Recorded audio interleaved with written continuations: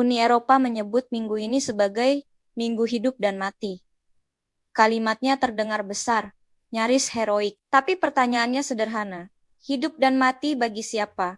Bagi Ukraina, atau bagi reputasi Uni Eropa sendiri sebagai kekuatan geopolitik global. Di atas kertas, Uni Eropa masih berdiri di belakang Ukraina. Nama Volodymyr Zelensky masih disebut, solidaritas masih diumumkan, dana bantuan masih dibicarakan. Namun di balik pintu rapat tertutup, yang diperdebatkan bukan lagi soal moral. Yang dihitung adalah angka, anggaran, dan tekanan politik di dalam negeri masing-masing negara anggota. Perang ini perlahan berubah makna. Ini bukan lagi sekadar Ukraina melawan Rusia.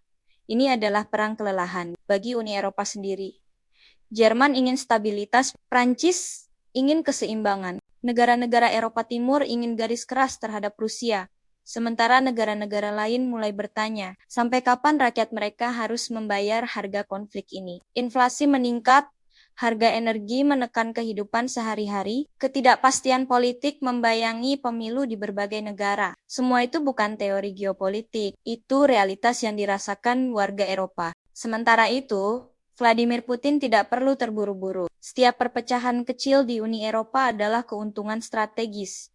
Setiap veto anggaran, setiap penundaan keputusan, setiap debat terbuka tentang kelelahan perang. Semua itu berbicara lebih keras daripada pidato solidaritas di podium internasional. Sindiran paling pahitnya ada di sini. Uni Eropa ingin tampil sebagai kekuatan geopolitik besar. Namun setiap langkahnya harus melewati kompromi yang membuat ketegasannya larut bahkan sebelum sempat terasa. Di sisi lain, Amerika Serikat berada di posisi yang jauh lebih nyaman.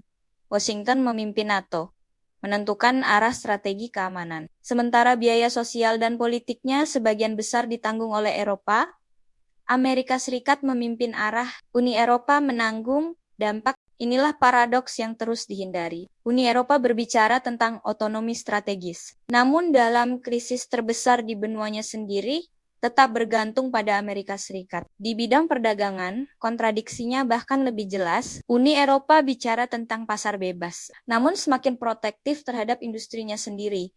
Mereka mengkritik praktik negara lain, sambil memasang regulasi yang secara efektif menutup pintu bagi pesaing. Retorikanya global, praktiknya domestik. Dunia membaca ini dengan sangat jelas. Banyak negara tidak lagi melihat Uni Eropa sebagai teladan perdagangan bebas, melainkan sebagai blok yang ingin mempertahankan pengaruh dengan aturan yang menguntungkan dirinya sendiri. Minggu ini menjadi penting bukan karena akan lahir keputusan heroik, tetapi karena dunia ingin tahu satu hal sederhana, apakah Uni Eropa masih mampu bertindak cepat dan tegas, atau hanya akan terus memproduksi pernyataan bersama yang aman secara politik, namun miskin dampak nyata. Jika gagal, dampaknya bukan hanya pada Ukraina. Dampaknya adalah kredibilitas Uni Eropa itu sendiri. Dunia tidak menunggu konsensus yang terlalu lama, dunia bergerak, mengikuti siapa yang berani mengambil keputusan. Dan dalam geopolitik, terlalu lama ragu bukan tanda kebijaksanaan. Seringkali, itu tanda bahwa kekuasaan sedang bergeser.